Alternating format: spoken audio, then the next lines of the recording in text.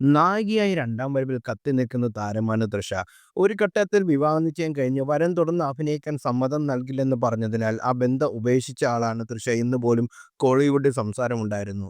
ഇപ്പോൾ അര dozen സിനിമകളിലേറെ Trisha അഭിനയിക്കുന്നതും പുറത്തിറങ്ങാനുമുള്ളതുണ്ട്. Identity എന്ന മലയാള ചിത്രത്തിൽ ടൊവിനോ തോമസിനൊപ്പം അഭിനയിച്ച ചിത്രമാണ് തൃഷയുടെ ഈ വർഷം ആദ്യം പുറത്തിറങ്ങിയത്.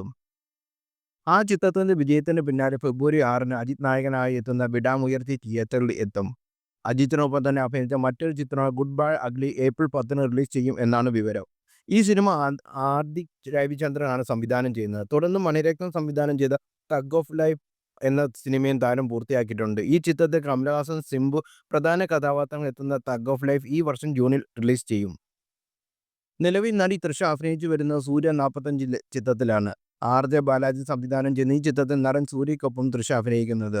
തുടർന്ന് ആർ.ജെ. ബാലാജി സംവിധാനം ചെയ്യുന്ന മാസാണി അമ്മൻ എന്ന ചിത്രത്തിൽ തൃഷ നായികയായി എത്തുമെന്നാണ് റിപ്പോർട്ടുകൾ. തൃഷ തെലുങ്കിലും സിനിമയിലും ഉണ്ട്. തെലുങ്കിൽ ചിരഞ്ജീവിയുടെ ജോഡിയായി വിശ്വംഭര എന്ന ചിത്രത്തിൽ അഭിനയിച്ചിട്ടുണ്ട് തൃഷ. ഈ ചിത്രം ഉടൻ തിയേറ്ററിലെത്തും. ഇത്രയും തിരക്കുള്ള നടി തൃഷ സിനിമ വിടാൻ പോകുന്നുവെന്നാണ് ഇപ്പോൾ കോളിവുഡിലെ റിപ്പോർട്ട്. അടുത്തിടെ ഒരു അഭിമുഖത്തിൽ ഇത് വെളിപ്പെടുത്തിയത് തമിഴ് സിനിമ കോളമിസ്റ്റ് ആനന്ദനാണ്. ഇതിനെക്കുറിച്ച് സംസാരിച്ച അദ്ദേഹം തൃഷ സിനിമയിൽ അഭിനയിച്ച് ബോറടിച്ചു പോയെന്നും മാനസിക സമ്മർദ്ദം അനുഭവിക്കുന്നതിനായി സിനിമ വിടുന്നു എന്നാണ് പറഞ്ഞത്. ഇപ്പോൾ തീർക്കുന്ന പ്രോജക്റ്റുകൾക്കപ്പുറം തൃഷ പുതിയ കഥകൾ കേൾക്കുന്നില്ലെന്നാണ് വിവരം. അതേസമയം തൃഷ തന്നെ സിനിമ വിടാനുള്ള തീരുമാനം അമ്മയോട് പറഞ്ഞപ്പോൾ അമ്മ സമ്മതിച്ചിട്ടില്ലത്രേ. ഈ വിഷയം ഇരുവരും തമ്മിൽ വാഗ്വാദത്തിലേക്ക് വഴിമാറിയെന്നും ആനന്ദം പറയുന്നു. എന്നാൽ തൃഷ സിനിമ വിടാനുള്ള തീരുമാനത്തിൽ ഉറച്ചു നിൽക്കുകയാണെന്നും ആനന്ദം പറയുന്നു.